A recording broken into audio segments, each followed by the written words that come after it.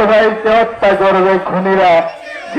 তো এই আমার ভাইয়ের হত্যার জন্য আজকে আমি সারা বাংলাদেশে একটি কথা বলতে চাই যে আমার ভাইয়ের হত্যার খুনিদের ফাঁসি চাই। এদেরকে বলবো তোমাদের যদি কষ্ট হয় চলে যাও, না হয় ছায়া দাঁড়াও, তোমরা চাই না। আমরা চাই তোমরা ইউনিভার্সিটি ক্যাম্পাসে নির্মম ভাবে সন্ত্রাসীদের আক্রমণে নিহত হয়েছে।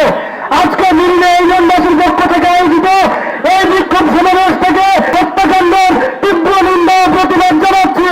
যতক্ষণ পর্যন্ত পারভেজ হত্যাকাণ্ড জড়িত সকলকে গ্রেফতার করে দৃষ্টান্তমূলক শাস্তির আওতায় নিয়ে আসা না হবে, ততক্ষণ পর্যন্ত মিলনে ইউনিয়নবাসীর পাশে তালুকা উপজেলা ছাত্রদল সবসময় থাকবে।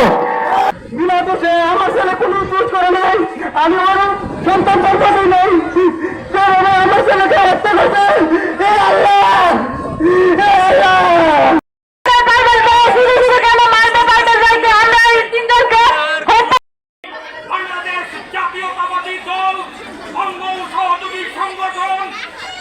ইউনিয়ন শাখার পক্ষ থেকে আমার সোনার ভাই নাই, সন্ত্রাসীদের কালো হাত